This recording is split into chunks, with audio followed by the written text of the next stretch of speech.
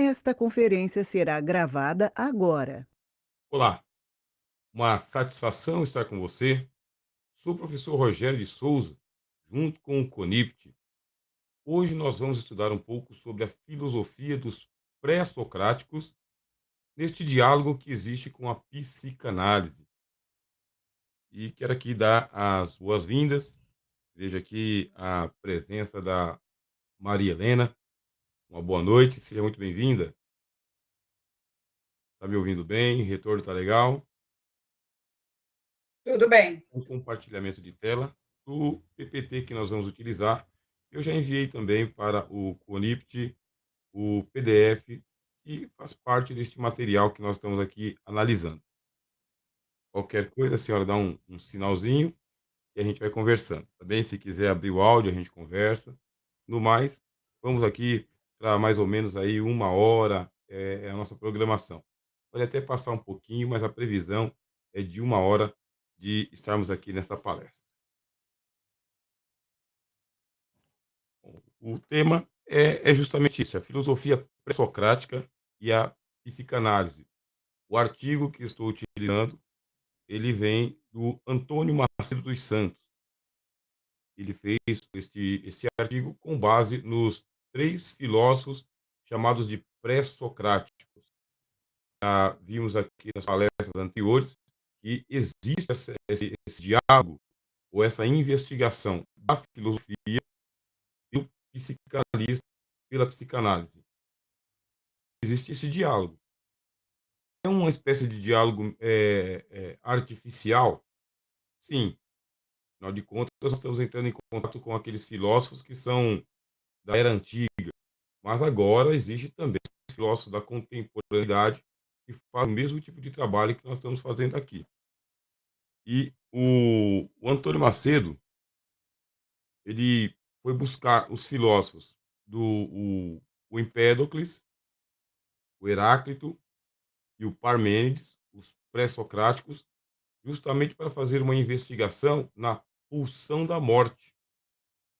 Sabemos que o Freud falou das pulsões, pulsão da morte, a pulsão do eros, da paixão, do amor e a pulsão para a vida. Nesse momento, nós vamos nos concentrar neste fenômeno danado que é o fenômeno da morte, ainda mais nos dias atuais, em que nós estamos aqui convivendo com a morte na tela do computador, na tela do celular. As redes sociais trazem para nós trágicas estatísticas do aumento da morte no mundo, de todas as formas. É um tema inexorável, não tem como fugir. Precisamos encarar e como que a filosofia encara este assunto. E desde quando? Remontando para os tempos da mitologia, a mitologia fala de Thanatos. Thanatos que seria ou primo ou uma espécie de irmão gêmeo de Hipnos. Os nomes aparecem nas obras de Homero, tanto a morte quanto Hipnos, que seria o sono. Os mitos se confundem, às vezes tendo os dois como sendo irmãos e às vezes tendo os dois como sendo assim, primos, né? Gente colada um no outro. O objetivo desse escrito é responder a seguinte pergunta: por que em Empédocles, mas também Heráclito e Parmênides e Freud, não podemos pensar vida e morte separadamente? A partir de René Descartes, nós acostumamos, porque René Descartes ele é o pai do racionalismo moderno. A partir de René Descartes, todo o desenvolvimento da ciência vem metodicamente separando o mundo, cortando em pedaços. Através do livro O Discurso do Método, que René Descartes falou, para eu entender o todo, eu devo dividi-lo em partes, estudando parte por parte. E depois que eu fizer esse estudo, parte por parte, os separar, é que eu vou juntá-los novamente. E o que nós descobrimos? Que a gente consegue fazer isso. Pegar um todo, dividi-lo em partes, estudar em partes, mas o que nós não conseguimos é fazer aquela união, aquela integração que tinha antes. Todo conhecimento é assim, todo objeto é assim. Eu comparo como se fosse um relógio. Nós pegamos um relógio, a gente abre ele, desmonta ele todinho. E depois, na hora de remontar esse relógio, já que a nossa especialista não é, a nossa especialidade é essa, a gente vai tirar a peça de fora. Toda a realidade ela se mostra assim. Nós separamos aqui as três pulsões: vida, amor, morte. Vamos estudar somente a morte, vamos falar, vamos dialogar, vamos investigar o que é a morte. Depois vamos estudar eros, paixões. Depois vamos estudar vida. Ótimo, estudamos separado. Mas e agora, na hora de conexionar? Diga. A ideia é de que não dá para. Não vamos fazer isso. Não vamos cortar. Vamos estudar esse nome. Estudar morte e vida juntos, conexionados, não separados. A temática é a morte, mas não dá para descartar a vida. Isso, vamos estudar juntas, cooperando uma com a outra, uma atuando na e contra a outra. Essa questão é importante para a filosofia, porque, como você pode ver, antes de ela ser tratada pela psicanálise, os filósofos pré-socráticos, em um âmbito ontológico, já haviam se preocupado com ela. A ideia da ontologia é sempre estudar o ser, o que a coisa é. Isso é ontologia. E, consequentemente, o que a coisa não é. Sempre faço uma definição. O que a coisa é. Essa coisa é um microfone. Eu excluí tudo à sua volta. Já não é mais um mouse, já não é mais uma lâmpada, já não é mais um livro. Essa coisa só pode ser um microfone, não pode ser outra coisa mais. Ontologia. Enquanto eu não sei o que a coisa é, fica no universo. Mas quando já sei o que a coisa é, ela fica na individualidade, na fenomenalidade, na particularidade, não mais na universalidade. Na universalidade, as coisas são, mas não têm nome. Na particularidade, as coisas são somente aquilo que não pode ser outro. Aí surge a ontologia. O filósofo pré-socrático, nem ontológico, já estava se preocupado com ela, a morte. Para ser mais exato, pode dizer que essa preocupação está implícita no clássico problema levantado por eles, da geração, desenvolvimento e corrupção dos seres. Filósofos pré-socráticos, primeiro a fase chamada de fase cosmológica e depois a fase fisiológica. Esses pré-socráticos eles pensam o seguinte: o que é que modifica a coisa? O ser. O que é que modifica? Por que o ser se corrompe? Mas ele está dentro do fenômeno do tempo. O tempo influencia o ser, a coisa, só que esse tempo corrompe. Existe uma deterioração. Para que haja essa deterioração, primeiro tem que passar por desenvolvimento. Um tempo de vida útil, a palavra vida. Um tempo de vida útil. Tudo tem tempo aprazado. Prazo de validade. Tempo de vida útil. Depois vem a decrepitude. A coisa precisa cair. Aí você tem a gênese, o começo, o arqué, o princípio de tudo, passa pelo desenvolvimento, chega no seu clímax, no seu ápice, aí começa a parábola a cair, vem a decrepitude, nivelando no ponto zero. Saiu de zero, termina em zero. Nós queremos saber, junto com os pré-socráticos, o que é que causa o curso da história, da vida, do desenvolvimento e, consequentemente, da morte. Não vem mais ontológico, vida, desenvolvimento e morte.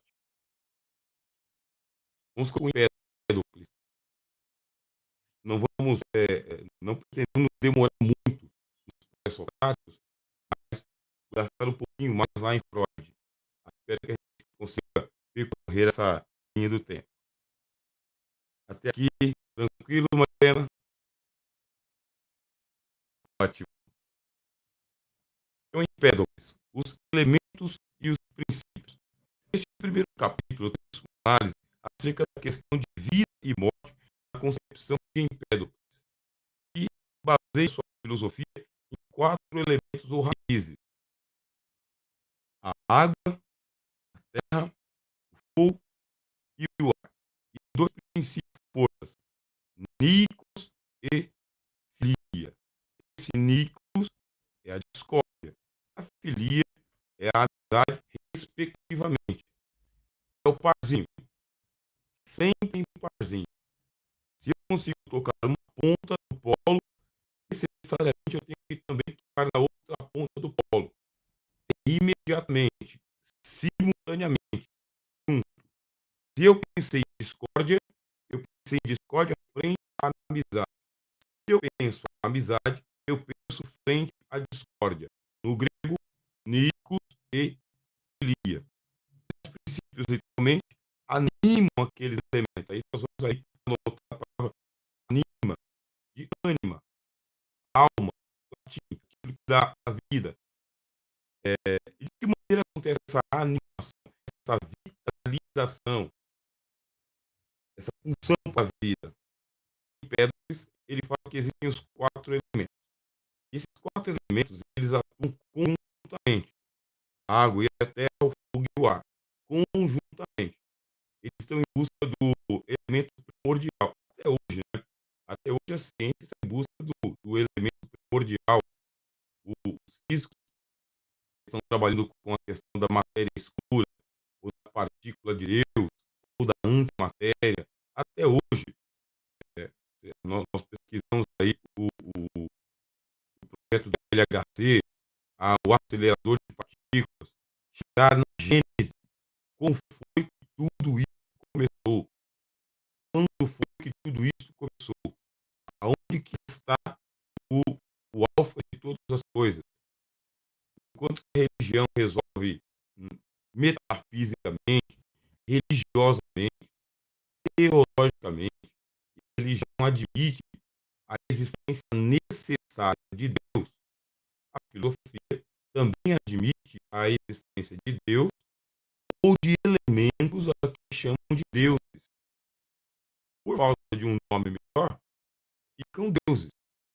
Se houverem nomes melhores de Deus, o teu conceito de Deus é aquele que é o originador, o principiador, é aquele que é o eterno e que confere eternidade para a criação dele. Então a religião já resolve de uma maneira mais lógica, mais metafísica. A filosofia não resolve, mas ela investiga através das suas especulações, através das suas formulações. Ponto. Para Empédocles, não é um elemento único, mas 4 elementos que se conjugam. Esses 4 elementos vão formar os pares.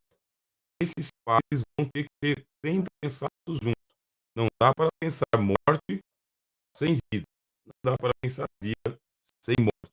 Não dá para pensar Nikos sem filia.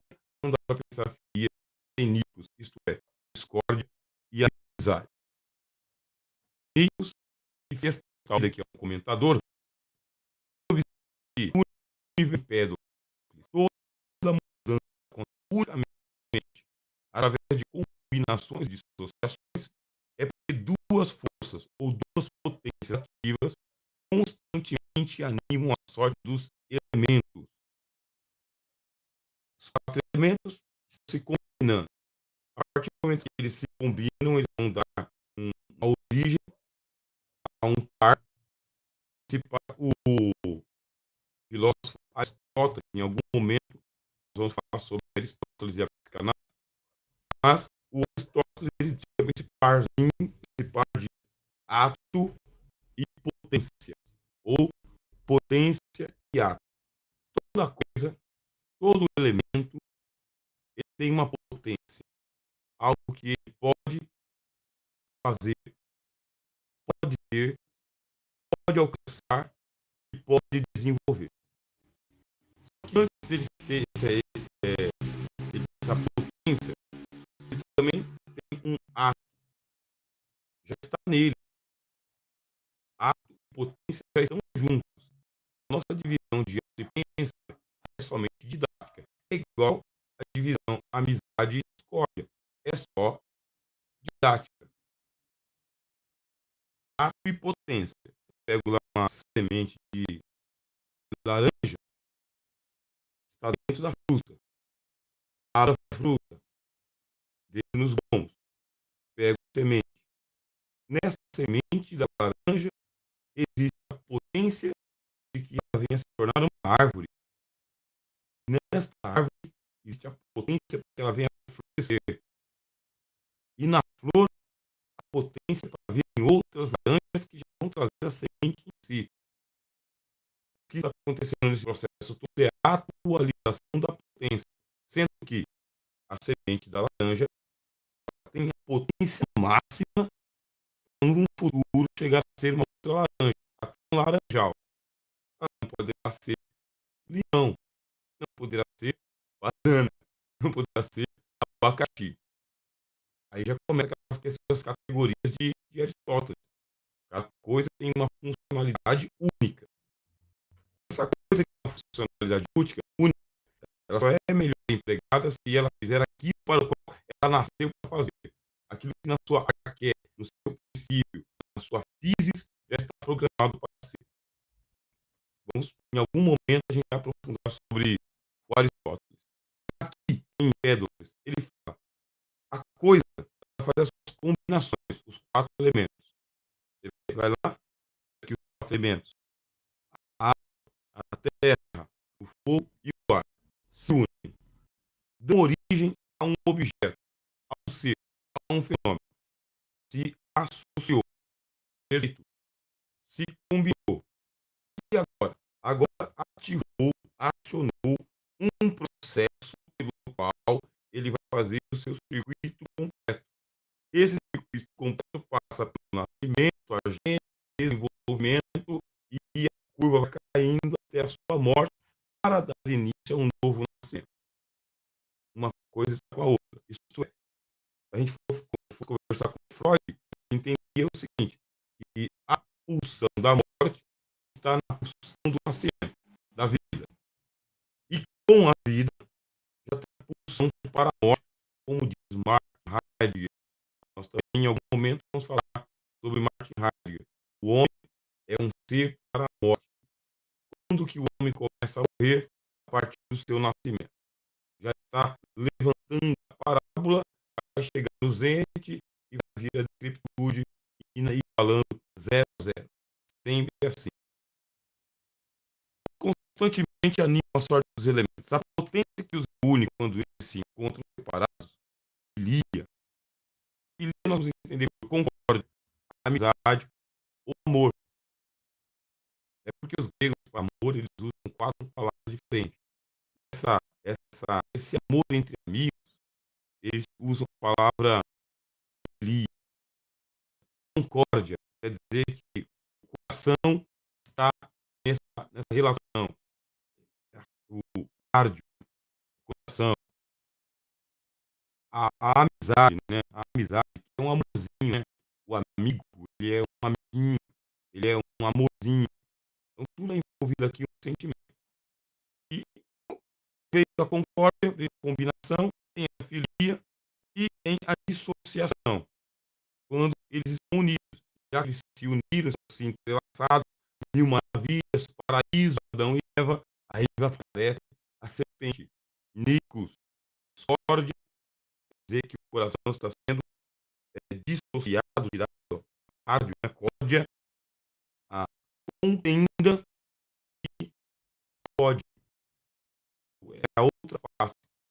A outra face do amor, o ódio. A outra face da amizade é a contenda.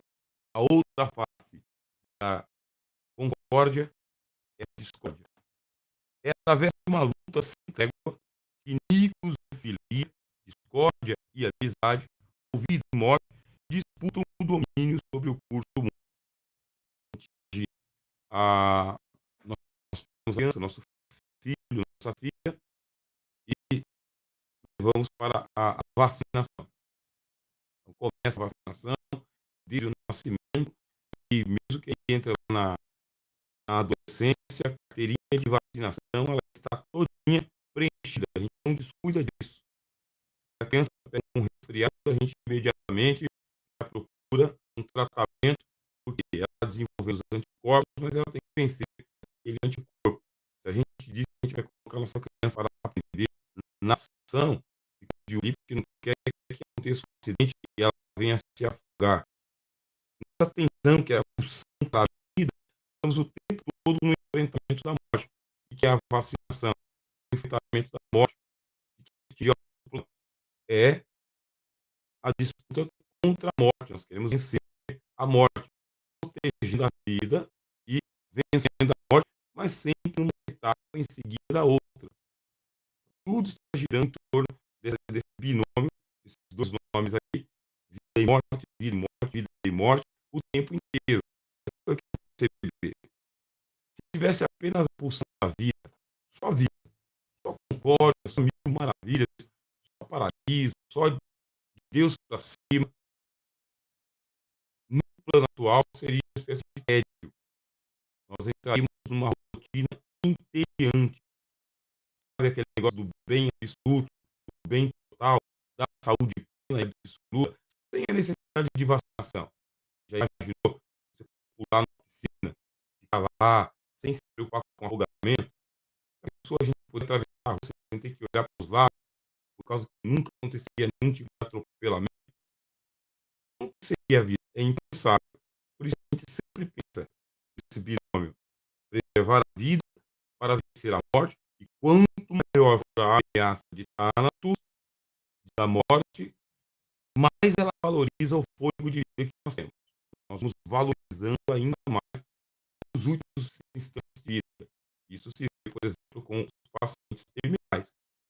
Pacientes terminais, quando por fim eles passam a fase da negação, da barganha, e começam a se começam a valorizar cada minuto, cada visita, cada pensamento, cada consolo, cada pessoa. Porque, afinal de contas, quanto maior a ameaça de Thanatos, mais preciosa é a nossa vida, o fôlego de vida, a nossa vida.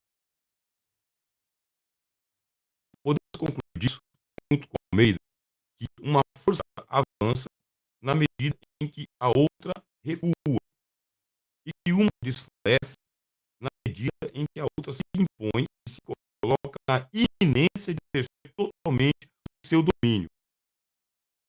No final, quem é que vence? Inexoravelmente, indubitavelmente, todo homem é mortal. Esta é a assertiva da dedução de Aristóteles. Todo homem é mortal. Não temos ninguém entre nós que tenha mais de 140 anos de vida.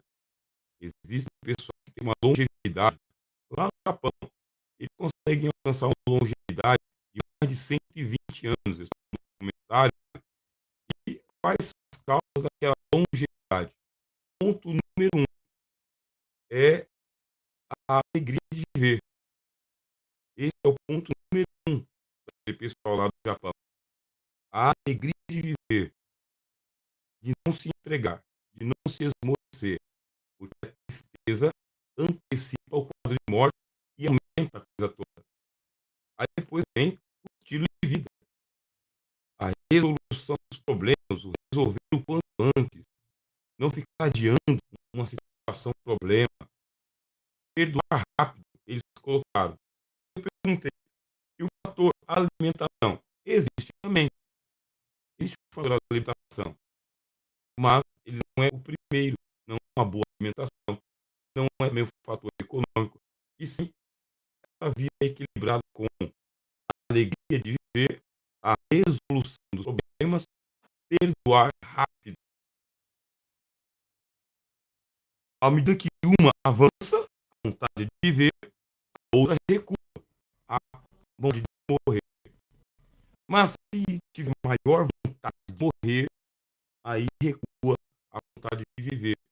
É isso que se vê naquelas pessoas que têm a tendência suicida. A alegria de viver acabou. A esperança pelo dia de amanhã diminuiu potencialmente. O desespero toma conta. Dessa forma, se a amizade fosse a única a reinar, a vida não tardaria por falta de não e, portanto, discórdia a todos os aspectos de uma maçonaria gélida e imóvel da morte. A pessoa vivendo sem desafio, o desafio que eu acabei de falar aqui da vacina, se eu não tivesse que vacinar para poder, se tivesse só alegria, só conquistas, tudo na mão, tudo facilitado, ao meio do argumento que, em breve, todos nós estaremos com a cara pálida. A exceção de alegria não existiria. Por outro lado, o caos ou a discórdia já supõe uma referência com a qual ela possa diferir. Nesse sentido, uma identidade única e absoluta redundaria numa morte total da autoridade e da identidade. Não pode haver apenas um quadro de morte.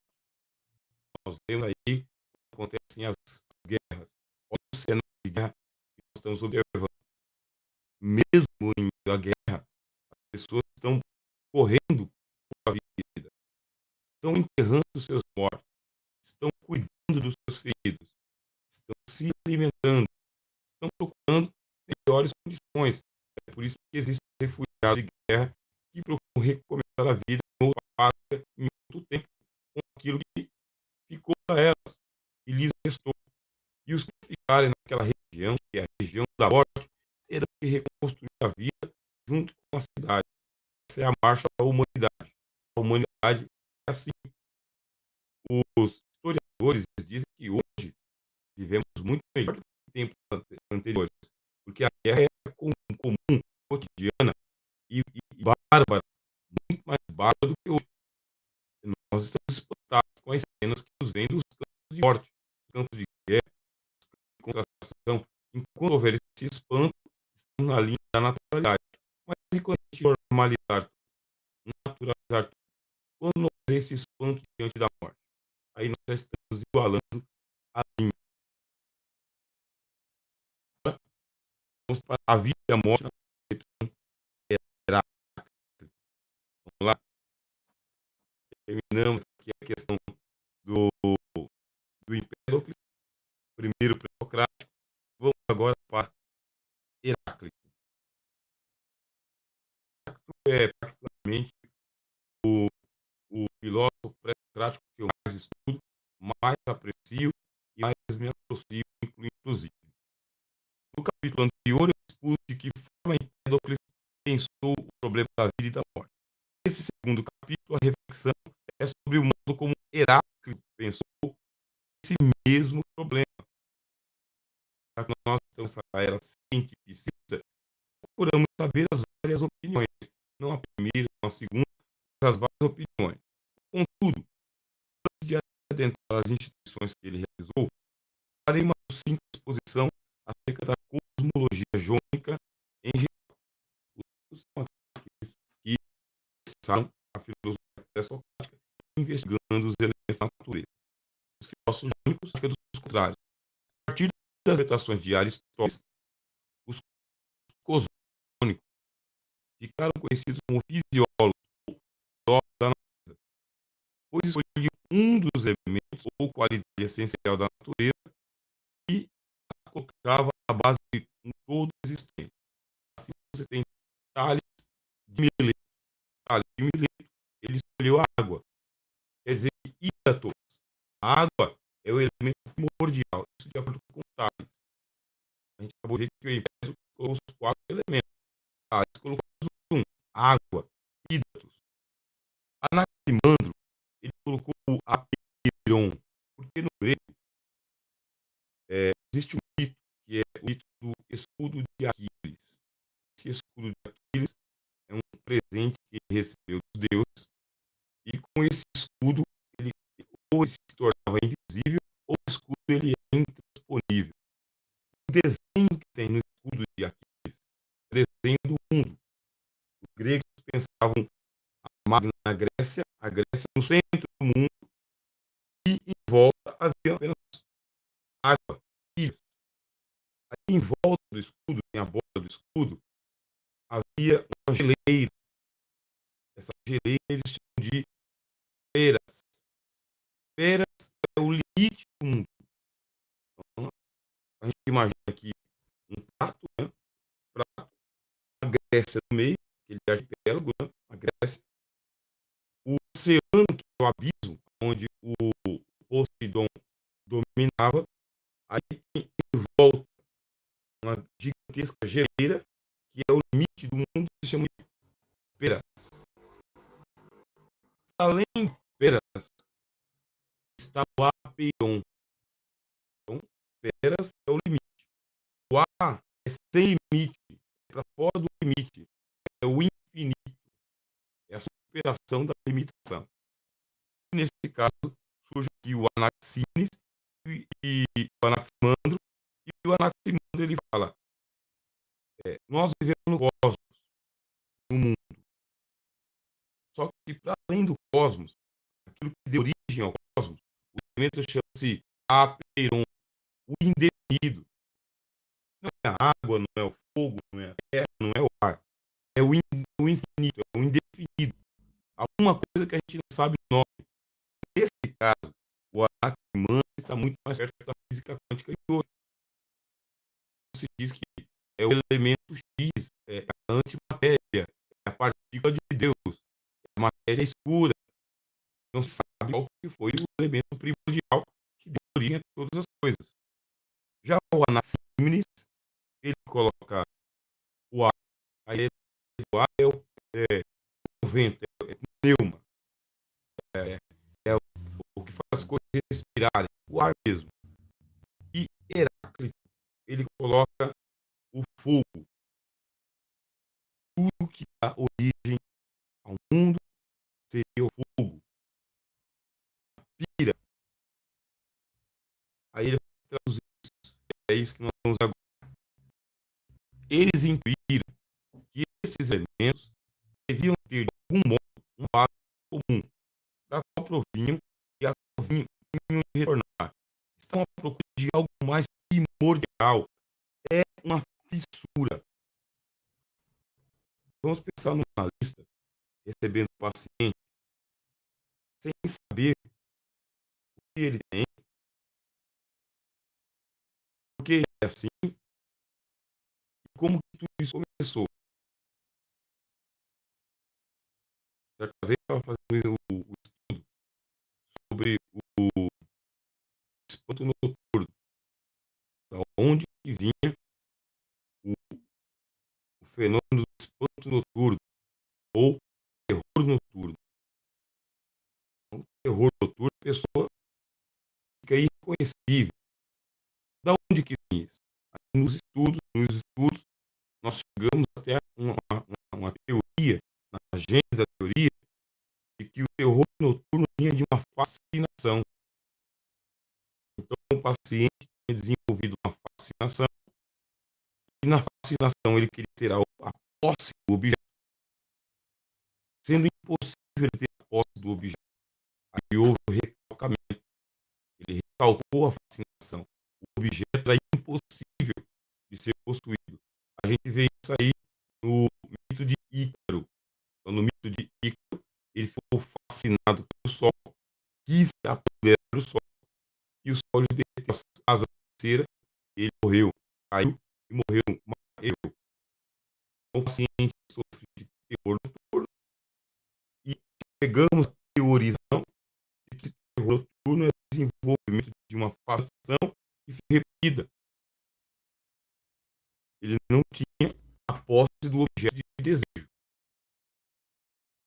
Como que a gente chegar, então, na gênese da coisa? Essa aqui é a fascinação dos pré-socráticos. Qual que é a origem da morte? Qual que é a verdade sobre esse negócio? Onde que está a definição de morte? É a cessação da vida. Não resolveu nada. porque aí nós somos levados à origem da vida. Onde que a água, no infinito, no ar, no fogo. Então, estava à procura de algo mais primordial que persistisse de todas as mudanças e só deixar de existir em uma forma para ressurgir em uma outra. A condição é esta. Nós temos algo na mão. O que a gente tem na mão? O Tales tem a água. Anaxímenes e Anaximandro tem o ar e tem o infinito. Heráclito tem o fogo. A gente já tem os 4 elementos. Mas aonde que está antes disso? Qual que é o elemento que deu origem a isso? Dessa forma, os filósofos jônicos entenderam que haveria no cosmos uma substância primordial que ela poderia ser incluída através das tensões, contradições, ambiguidades no seio da natureza. Aí o Heráclito, preferindo falar nas oposições, volta para Hipédocles e fala: existe um parzinho, esse parzinho se formou a partir das combinações de 4 elementos, formou o número, formou a contradição do ser e do não ser. Os dois caminham juntos, morte e vida, alegria e tristeza, amizade e discórdia. Eles caminham juntos, formam a tensão, tem que estar nessa tensão o tempo todo, essa gangorra onde um sobe, o outro desce, um sobe, o outro desce, um sobe, o outro desce. E se um dos dois pular da gangorra, tudo cai, a brincadeira acaba. A vida é assim. Nós gostaríamos muito de chegar na gênese da morte e falar como é que começa o processo de morte e vamos superar a morte. Vamos em busca do elixir da vida eterna. Vamos em busca da pedra filosofal. Vamos viver para sempre. Vamos viver o máximo que a gente conseguir. Lá no nosso tempo de adolescência, o filme que passava era Highlander. Esse era o filme que passava. O Highlander, ele era o homem imortal e só havia uma forma de ser morto, que era ele decepando a cabeça. Ao contrário, o corpo dele era igual ao corpo de Aquiles. Era um corpo imortal. Vamos alcançar a imortalidade em algum momento? Não é um desespero saber que nós estamos aqui hoje, mas daqui 100 anos nenhum de nós estará aqui. Ou será que eles vão conseguir vencer? Na atualidade, a ciência ainda está desenvolvendo o projeto de criogenia. Tem gente que está congelado no nitrogênio há mais de 50 anos, esperando que a ciência descubra a forma da vida eterna. O pessoal de biogenética está falando em download da consciência, desenvolvimento de um software que consiga capturar a sua consciência e você transmitir para o software toda a sua consciência, e mesmo que o seu corpo biológico venha ao falecimento, você continua com uma espécie de inteligência artificial, um corpo, um hardware. As religiões falam constantemente da sobrevivência à morte. A vida que nós temos aqui é transitória, é uma vida que é uma preparação para a outra vida. Agora vamos pensar na vida intrauterina que nós tivemos. Essa vida intrauterina é uma preparação para a vida que nós temos agora. E muitos de nós sofremos as memórias genéticas.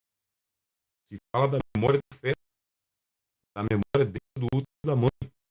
Se fala do trauma do nascimento, de que nós estávamos conscientes no momento do nosso nascimento, que foi um trauma tão gigantesco no nascimento, tão gigantesco, que o mecanismo de defesa foi lá e bloqueou tudo. Porque senão teria dia e noite, pavor de jeito. Então nós passamos por um crescimento. Heráclito, fragmento dele, porque nós vamos uma obra completa de Heráclito. O que temos dos Sócrates? Temos os fragmentos, falas dele. Elas foram preservadas tanto dos críticos quanto Aristóteles. E Aristóteles ele fez uma organização de toda a matéria filosófica que existia até os seus dias. Ele era um antologista. Sendo um antologista, Aristóteles ele colecionou aquilo que tinha produzido filosoficamente nos seus dias. E de Heráclito, nós temos fragmentos. O fragmento B30, o cosmos se revela como um fogo sempre vivo. É uma metáfora, certamente é uma metáfora. Acendendo-se em medidas e apagando-se em medidas. Então, é igual o fogo do balão. O baloeiro solta fogo e chama. Aumenta a chama, diminui a chama. As leis que são criadas nesse cosmos se alimentam da divina. Admite-se a existência de uma força divina que criou o cosmos. Essa lei divina, segundo Heráclito, tanto comanda quanto quer, é suficiente para todos e a todos supera, que é o fragmento 114. Até mesmo a dinâmica do divino é vista por Heráclito na perspectiva do conflito, pois é esse mesmo com que se são, de um lado, os limites do luminoso Deus e, no outro extremo, nas suas profundezas, os limites do tenebroso Hades. Aí vamos lembrar de que São Heráclito não é a concepção judaico-cristã ou islâmica, monoteísta. Aquela ideia do panteão grego, do primeiro teve o mundo que surgiu de caos, dos caos surgiram os titãs, os deuses, entre os deuses e os titãs, o aprisionamento dos titãs, o Tártaro, a organização do mundo em 3 andares pelos deuses do Olimpo, sendo que no Olimpo o andar de cima ficou com os deuses, é o mundo das luzes, é o mundo do raio, é o mundo melhor. No platô que nós estamos aqui na Terra, ficou para o Poseidon, o senhor dos oceanos, o senhor do abismo, e para o andar de baixo, o mundo dos mortos, ficou Hades. Os 3 irmãos lutaram contra os titãs e venceram. O mundo foi organizado pelos deuses. Quer dizer que Heráclito não está descartando a existência de Deus, mas não tem a ideia monoteísta de Deus. Tem a ideia panteísta. E ele fala que entre esses deuses existe e sempre existirá a tensão. Então, aqui no andar intermediário, e qual que é a ideia? Bom, a ideia é agradar a Zeus. Ou agradar a Hades. Porque se subir, tem que encontrar com Zeus. Se descer, tem que encontrar com Hades. Nesse caso, agradar os deuses. De acordo com Heráclito, Hades, afirma Heráclito, é o mesmo que Dionísio. E Dionísio é o deus da festa, em cuja honra se arrebatam e festejam seus bacanais. Chama a atenção essa afirmação de que Hades e Dionísio são o mesmo. E vem a questão das máscaras. As máscaras do teatro. O ator é o mesmo. Ele troca de máscara para representar o papel. Quem que é o ator? É a morte. A morte é a dor. Mas ela muda de máscara.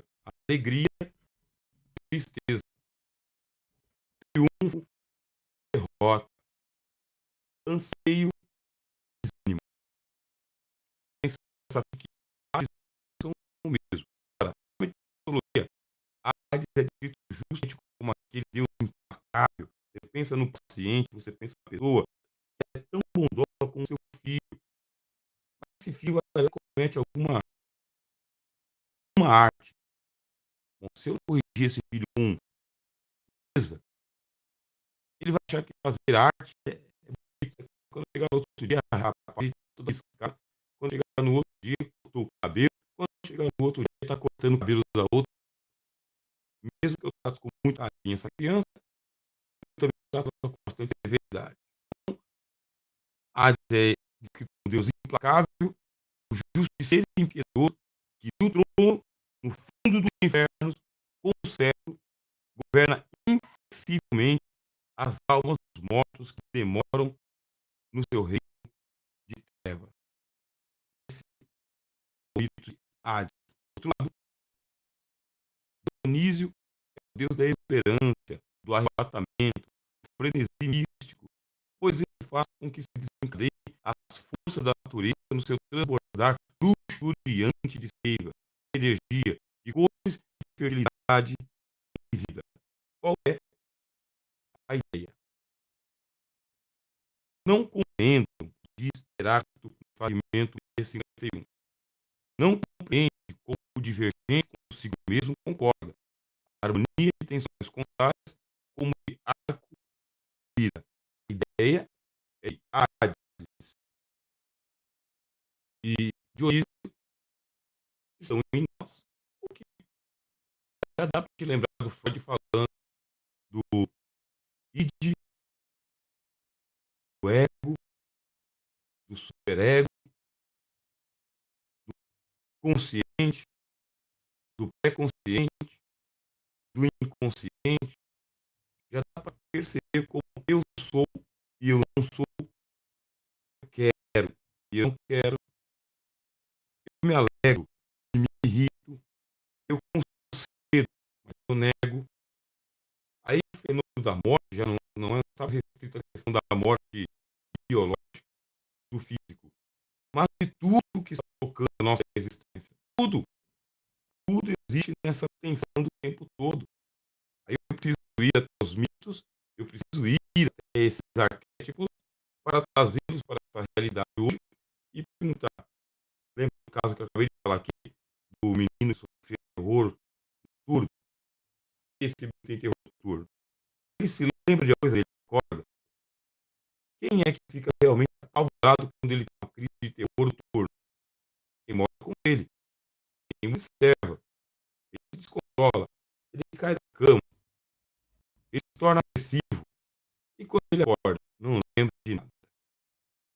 Não foi ele. Ele é um menino alegre, tem durante o dia, se libera de outras formas, mas dormir é um pesadelo. Não para ele.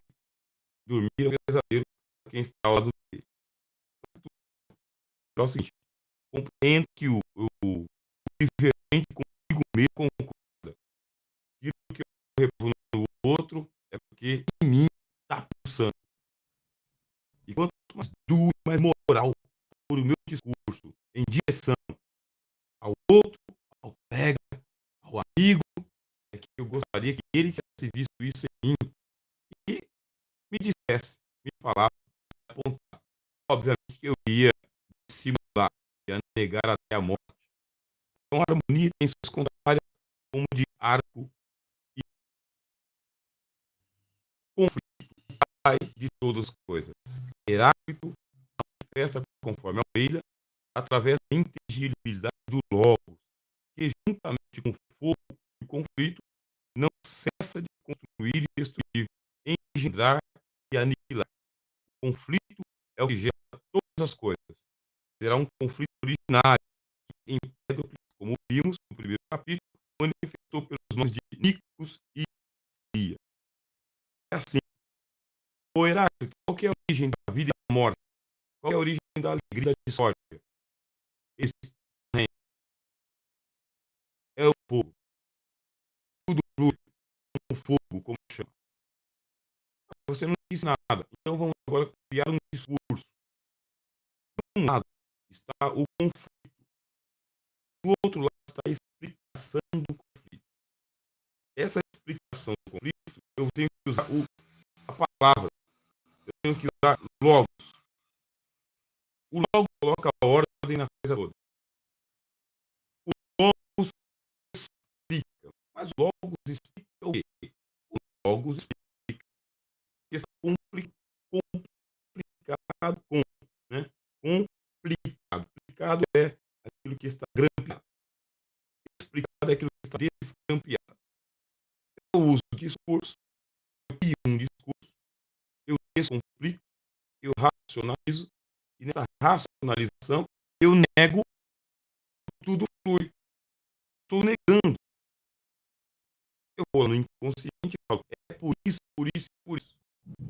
Será que é por isso, por isso, por isso? Se eu me tratar como um fantasma dentro do inconsciente e nadar lá dentro como se eu fosse o barqueiro, o Caronte, na mitologia grega tem um conto, um barqueiro solitário que carrega a alma dos mortos para o Hades.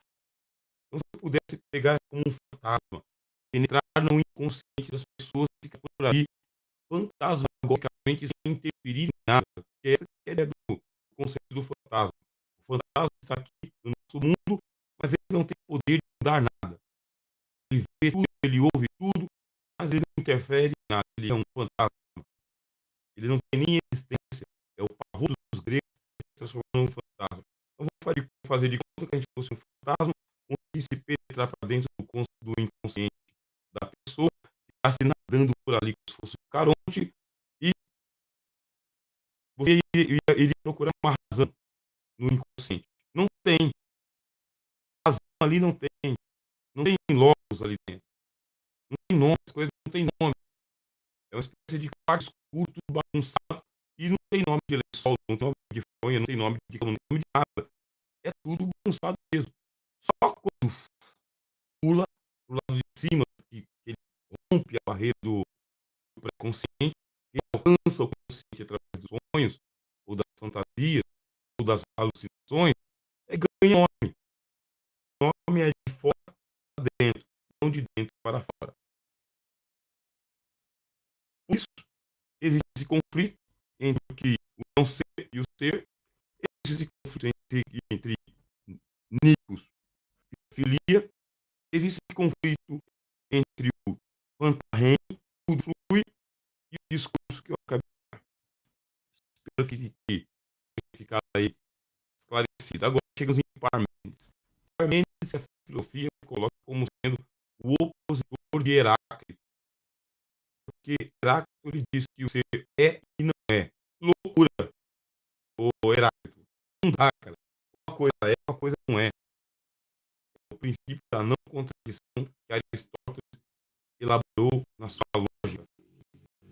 A coisa é A, a coisa não é B. A coisa é A e ela é diferente de B. Ela não pode ser A e B.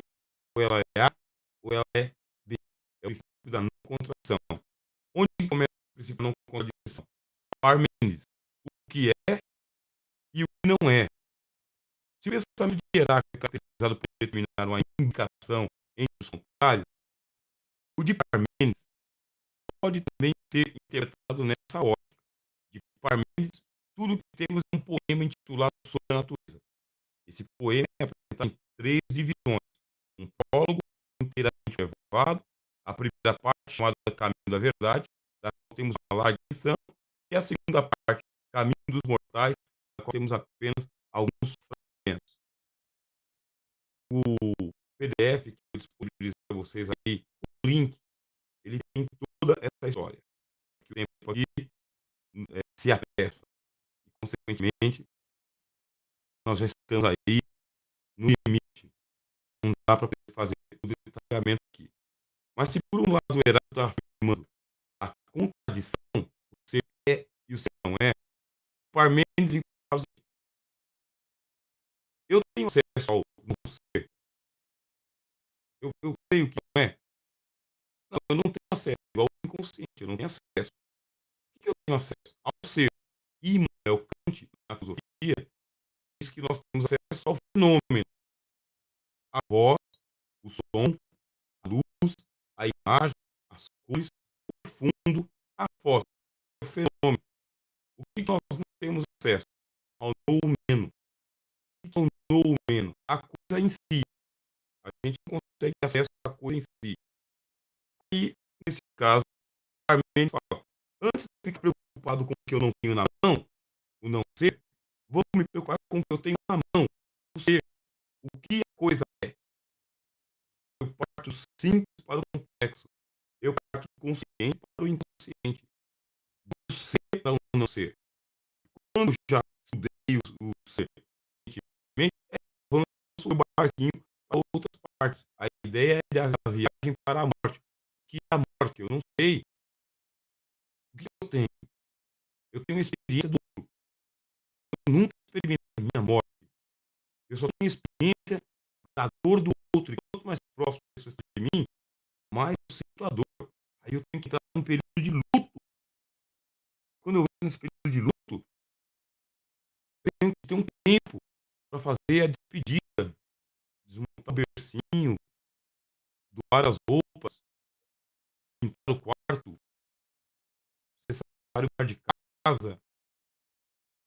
Eu tenho que ter essa experiência do sepultamento, da despedida, senão fica uma presença fantasmagórica da pessoa que partiu perto de mim, não houve um trauma.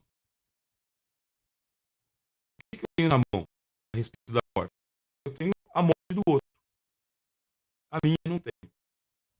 Os filósofos dizem, nós não conhecemos a morte por quê? Porque enquanto estou aqui, a morte não chega. E quando a morte chegar, já não estarei mais aqui. É o paradoxo. Eu sempre tenho uma experiência do luto, a morte do outro, a minha, não sei.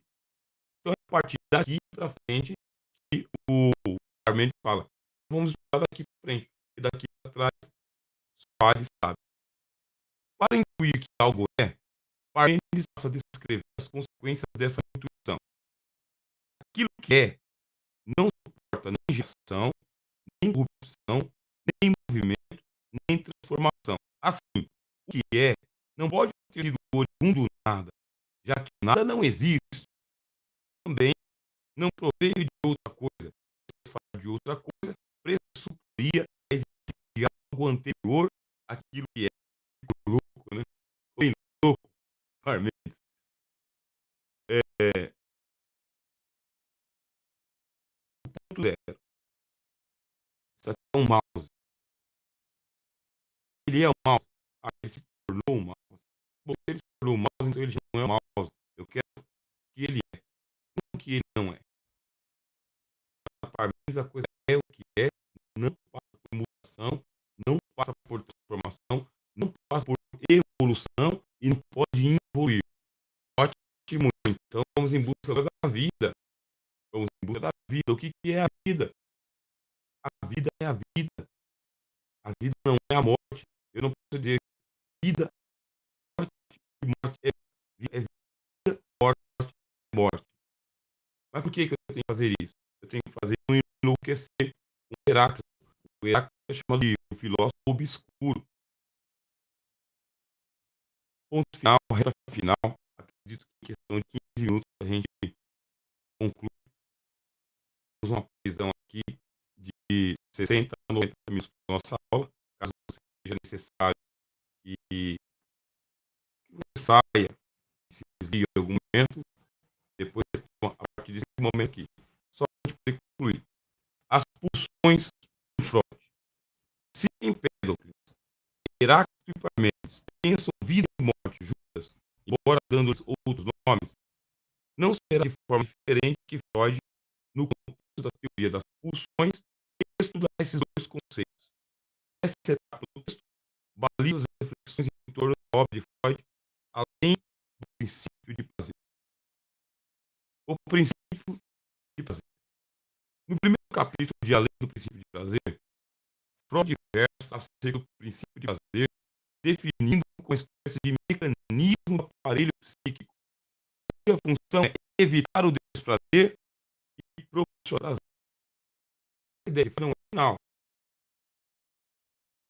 Você pega Epicuro, Epicuro é um, aí já é posto de um pai do hedonismo, do hedonismo atual. E dentro do epicurismo, a ideia é a felicidade. Eles têm a palavra hedonia, que é prazer, e eles têm a palavra eudemonia, que é a felicidade. O Epicuro, ele ficou desesperado em relação à felicidade. Ele era um homem que estava constantemente doente e tinha que tratar o prazer dele da dor.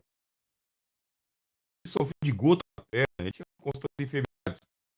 E a pessoa que sofre, ela se acostuma com a dor, e se ela valorizar a dor, ela não vai alcançar muito de alegria e felicidade. Então o que faz o Epicuro? Ele era um homem de posses, era um homem adoentado, mas era um homem de bem com a vida. Aí desenvolveu a filosofia do epicurismo, que é a busca do prazer. amigos de Epicuro chamavam ele de o hedonista, o cara que gosta de viver o negócio, né? Você aumenta a alegria, você diminui a tristeza. Qual que é a máxima do hedonismo de Epicuro? Aumentar o prazer e diminuir a dor. E chamar dor de dor e prazer de prazer. E não ficar num masoquismo de extrair prazer da dor. E nem sadismo, preferir prazer da dor do outro. Não, hedonismo. Não sadismo, nem masoquismo. Hedonismo. Aumentar o prazer e diminuir a dor. Chamar prazer de prazer e dor de dor. O que me traz prazer é uma xícara de chá. O que me traz uma viagem a mais. O que me traz prazer é ouvir uma música. O que me traz a dor, música alta. O que me traz a dor, chá quente demais. O que me traz a dor, viajar com a galera, aquele barulhão todo. O que faço? Eu, de posse da minha faculdade, à vontade, vou em busca do prazer, diminuir a dor. Se não tem como evitar a viagem com todo mundo numa excursão, procuro um lugar um pouco mais reservado. Se não tem como evitar o chá quente, espere esfriar um pouquinho mais. Se não dá para evitar aquele monte de música, pelo menos eu faço minha própria playlist, coloco fone de ouvido, hedonismo. Aí o Freud retoma isso aqui. Então, só que ele coloca dessa forma: evitar o desprazer e proporcionar o prazer. Não esperar o prazer acontecer, mas fazer o prazer de objeto. Para frente, os fatos que levaram à conclusão de que a vida psíquica é dirigida por um princípio de prazer mostram que uma das tendências do aparelho psíquico é o de conservar o mais baixo possível, ou pelo menos manter constante a quantidade de excitação nele existente, evitando assim tudo que não for prazerível. Aí vem a questão dos dissidentes de Freud, por causa que ele usa a palavra libido. Ponto. O que nós somos? Somos libido desenvolvida, subdesenvolvida ou subdesenvolvida. Se tem um subdesenvolvimento, pode ter acontecido um recalque. Se acontecer um recalque, houve um adoecimento da psique. Com esse adoecimento da psique, é necessário acessar esse adoecimento para poder fazer o tratamento. Mas, de forma geral, nós nascemos de um ato de prazer. Papai e mamãe, consciente e inconsciente, não é consciente ou inconsciente. Consciente e inconsciente. Foi prazeroso. E esse prazer, consciente ou inconsciente, deu origem a cada um de nós. E aquela vitória que nós tivemos sobre o óvulo, a vitória que nós tivemos sobre o útero da mãe, a vitória que nós tivemos sobre o nascimento, sobre o desenvolvimento, faz muito prazer, muito prazer. Aí a ideia é manter sempre a quantidade de excitação em um nível de não adoecimento. Há outros princípios. Ao lado do princípio de prazer, Freud põe como ressaltam Laplanche e Montaris o princípio de realidade, uma espécie de regulador que garante a obtenção da satisfação no real. O princípio de prazer continua hegemônico em um amplo campo de atividades psíquicas. Entretanto, Freud constata a presença de uma compulsão à repetição, que se expressa no que ele chamou de forte da e de transferência. Passamos por uma experiência, a experiência proporcionou para nós um quanto de prazer. Vamos evitar que a palavra alegria e felicidade vá mais prazer. E eu quero manter esse quanto, essa quantidade, o que me dá um bem-estar danado. Fico também. Mas aí, óbvio, cai, né? O nível vai caindo. É o desfazer, é a gangorra, é a tensão, é a contradição, é a discórdia, é a possibilidade da doença. Eu tenho que repor isso que está caindo, diminuindo. Eu tenho repor, eu vou repor como? Imaginariamente, ficticiamente, fantasiosamente, e isso vai continuar descendo cada vez mais a ladeira. Por isso, o princípio do poder, temos aqui o princípio da realidade. Só tenho, eu tenho um teto, onde eu chego, eu tenho um chão. Então, o teto e o chão é a realidade que eu tenho. Não adianta ficar só fantasiando, imaginando, na expectativa. Eu tenho uma compulsão, essa minha compulsão é de que eu venha a buscar a repetição do prazer que eu acabei de ter. E como eu vou fazer isso aqui? Ato repetitivo. Uma coisa é certa, a psique vai se acostumar também. Vai causar uma dependência, e depois da dependência, a gente sabe que a tendência é diminuir, né? Tudo tem aquele ponto de equilíbrio. Então, a compulsão vai me levar a repetir o mesmo ato mecanicamente, existencialmente, quantas vezes for só para eu poder aumentar de novo aquela minha taxa de satisfação e de prazer. Aqui está. O forte dá. O forte dá. Trata-se de um jogo desenvolvido por um menino observado por Freud.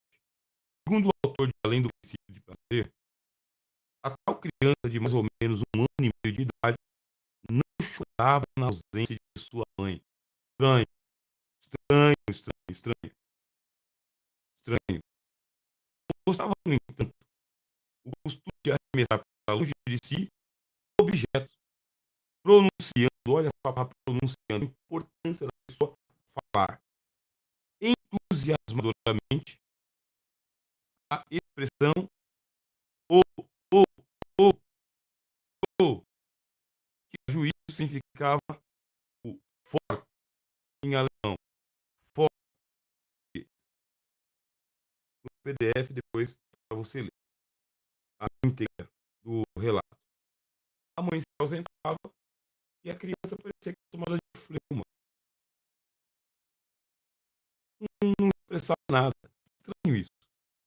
Essa criança não gosta de mim, não faz diferença.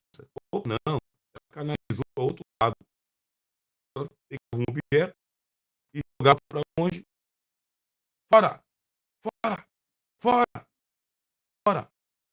Foi dado o carretel para essa criança e ela segurava a linha na mão e jogava o carretel. Depois ela puxava. Repetindo. A eterna repetição. Nietzsche, né? O eterno retorno. Jogava, puxava, jogava e puxava. Após as observações, Freud dirige sua atenção para o fato de que a saída da mãe não poderia de modo nenhum ser agradável, indiferente para o menino. Sendo assim, a preocupação do inventor da psicanálise é saber como poderia concordar com o princípio de fazer a repetição de um jogo penoso para seu autor. Freud, então, ensaia algumas possíveis soluções. A solução mais aperfeiçoada a seu juízo é interpretar que, ao jogar o objeto de modo que ele desaparecesse, o que ficasse fora, ou, fora, poderia ter assim mesmo a satisfação de um impulso vingativo reprimido contra sua mãe por haver se separado dele. Isso poderia significar o enfado dele. Tu pode ir, porque não necessito de ti. Sou eu mesmo que te deixo ir. Isso aqui é o Freud interpretando a criança de 1 ano jogando objeto e repetindo ou. O fato continua a falar é que esse menino se acostumou 1 ano depois, ao enfadar-se algum dos seus brinquedos, arremessá-lo ao solo dizendo: vai para a guerra. Já aperfeiçoou o discurso. Vai para a guerra. Essa criança sentia a ausência da mãe. 1 ano de idade. É natural que a criança queira está apoderando o objeto do desejo, mãe, é o que ele tem no mundo, por isso chora, por isso grita, por isso esperneia. A mãe é o seu objeto de posse. É o natural. Não, essa criança não. Essa criança também. Mas alguma coisa na sua psique fez com que ele se conformasse com a ausência dela e ele introjetava para os objetos. Todo objeto jogava para longe. Depois chamava de volta. Dava e chamava de volta. Tendo linha, ele conseguia ir de volta. Mas a mãe ele não tinha ali. Aí surge a questão do conceito de transferência. No começo do terceiro capítulo, e além do princípio do prazer, Freud reconhece que, passados 25 anos da fundação da psicanálise, ele havia sofrido mudanças. Ela, a psicanálise, havia sofrido mudanças profundas. No seu início, a tarefa do analista se restringia a adivinhar os enigmas do paciente, reuni-los e, no momento oportuno, comunicá-los. Contudo, a questão terapêutica não ficava resolvida de tudo, porque era preciso que o paciente confirmasse, por meio de suas próprias recordações, as interpretações obtidas pelo trabalho do 25 anos depois de trabalho. O Freud fala: olha, a situação é a seguinte, quantos desses meus pacientes não foram induzidos por mim? Eu induzi memórias deles. O trabalho não está completo, o trabalho não está perfeito, tem que ser memórias autênticas. Nós realmente temos que ter acessado o inconsciente dele. E para isso, o paciente tem que catar. Ele que tem que confirmar: é isso mesmo, você acessou, é isso, nós encontramos o elemento primordial. É aqui que está a memória recalcada, é aqui que está o trauma. Vamos lembrar lá a questão de horror noturno.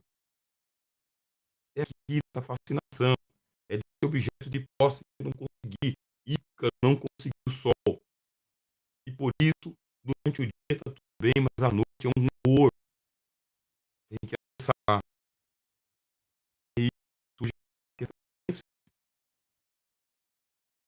Nesse ponto, chega-se a um novo problema.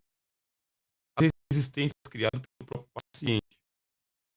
Isto é, pode ser que a gente não acesse o mesmo material inconsciente. Pode ser que nós criamos memórias falsas. E, nesse caso, estamos propondo um tratamento que é um tratamento ilegítimo. E agora? E o paciente vai oferecer naturalmente, pelo mecanismo de defesa, ele vai oferecer resistência para ele não ser induzido. Seduzido, induzido, conduzido. O dia descobri-las, apontá-las ao paciente de maneira adequada, incitá-las a superá-las, a própria resistência. Essa técnica representou uma inovação na medida em que fazia intervir a sugestão que se apresentava como transferência. Freud sublinha que o fim proposto com essa nova técnica de fazer consciente o que estava inconsciente não podia ser totalmente alcançado, tendo em vista que o paciente poderia não recordar todo o recalcado e poderia não recordar precisamente o que seria mais importante no tratamento. O mecanismo de defesa do paciente, observou Freud, colocou o recalcamento numa camada tão profunda, inconsciente, tão que era inacessível. O paciente, ele mesmo, a recalco mais para o profundo inconsciente, a verdade insudável que a gente viu aqui, e não tem palavra, não tem uma norma, uma nominação, a não ser que ele mesmo liberasse. O paciente tem que liberar, mas se liberar, vai ter que fazer a transferência.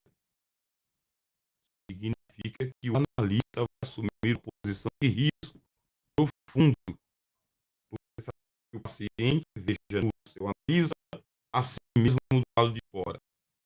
Essa, essa é a imagem que tem. Né? A transferência comporta três fatores fundamentais: a interatividade, a atemporalidade e a coerção. Interatividade, porque não se sabe determinar o momento em que ela vai cessar. O Jung não conseguiu, a princípio, no limite entre ele e o paciente, a temporalidade. Porque a experiência vivenciada outrora pode voltar a qualquer hora, mesmo que sob outra nuance. É a máscara do teatro, é o ser e o não ser. Eu acho, eu acredito que eu encontrei a causa do terror noturno. É uma fascinação. Por quem? Pelo quê? Pela mãe, pelo pai, pela tia, por quê? Que é o objeto de posse que não se cumpriu. Aí ele se transmuta, uma espécie de vírus mutante, coesiva, sobre o sujeito a reviver as mesmas experiências. E é onde que existe o truque de jogar para baixo da cauda do inconsciente. Eu tenho que reviver essa dor, eu tenho que reviver essa memória, eu tenho que reviver esse caos, sim, né? Você fazer transferência. Não é assim nesse diálogo, né? Que consegue fazer isso aqui. Viver a dor de novo, é viver o trauma de novo. Aí você pega agora Empédocles, Heráclito, Parmênides, vê as tensões, vê o convívio dos contrários, vê a necessidade de trazer o aflorescimento e tratar do lado de fora. Além do princípio de prazer, uma pulsão, segundo Freud, seria uma tendência própria do organismo vivo, a reconstrução de algo anterior. Por que existe a pulsão da morte? Por que existe a pulsão de Eros, amor? Por que tem a pulsão da vida? Essa pulsão é para que algo, sabe, seja reconstruído lá em cima do consciente. Que o animado teve que abandonar sob o influxo das forças exteriores, perturbadoras, uma espécie de elasticidade orgânica, ou sequer a manifestação da inércia na vida orgânica. Então, essa pulsão, a coisa não viria à tona, porque a coisa está lá. Uma pulsão, a coisa vem à tona. Só que ele vem à tona e se mascara. Essa nova definição de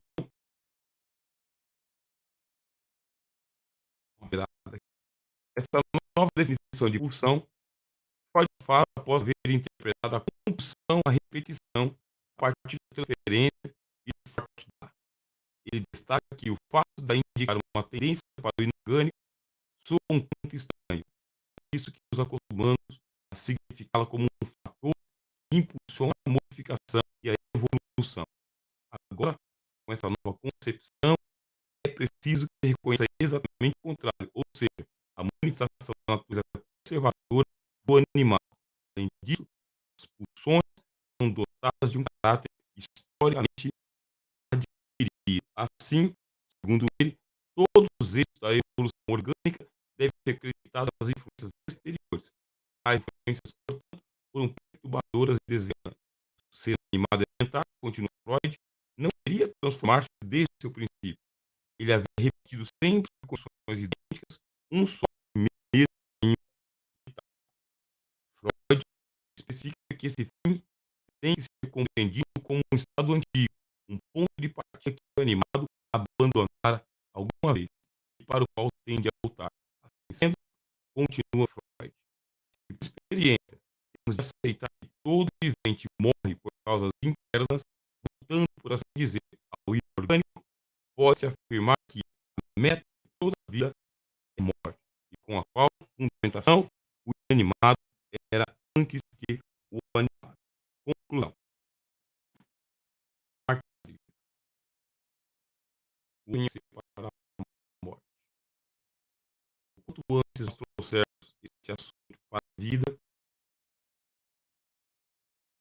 quanto mais naturalizado ele ficar, quanto mais conscientemente nós tratarmos isso, melhor será a própria vida. E é Martin Heidegger, sabendo que vou morrer, preciso ser o melhor ser humano que eu posso ser.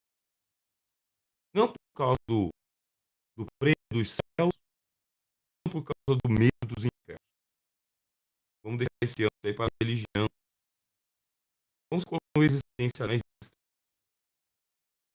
Por que eu vou construir uma vida inocente, representando papéis, fazendo coisas que eu gosto, que diminuem a minha alegria de viver, que me adoece, sabendo que de qualquer forma eu vou morrer? Em face disso, eu vou levar a melhor vida que eu puder levar, a mais honesta, a mais livre, a mais despreocupada de preocupações desnecessárias, mais prazerosa, sendo sempre eu mesmo aquela pulsão de vontade de morrer, de acabar logo com isso aqui, já que vou morrer, não é a tendência para isso, já vou morrer, vou acabar com isso aqui quanto antes. Não, que eu vou morrer, vou preencher o meu tempo de vida da melhor maneira que eu puder, para mim e para quem está comigo, o meu, a minha circunstância. Como diz Rocher Foucault, o homem e as suas circunstâncias. Acredito que a gente está chegando aqui a contento, ver esse site.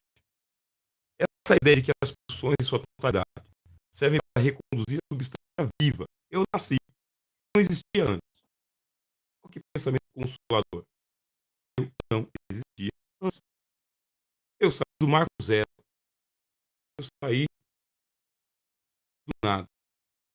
Eu saí de papai e mãe. Já fiz a minha rota de vida. Mas eu devo voltar ao inorgânico. Eu devo voltar ao marco zero. Eu devo cumprir a minha parábola. As pulsões em sua totalidade servem para reconduzir a substância viva ao inorgânico. Trouxe um novo problema para Freud, pois ela se coloca em oposição às chamadas pulsões de autoconservação. Existe uma pulsão para viver para sempre. É aquele negócio, é a contradição. Eu acabei de dizer, eu vou viver quase esteticamente, sem mal, se vale não. Se eu tiver a condição de eu viver para sempre, eternamente,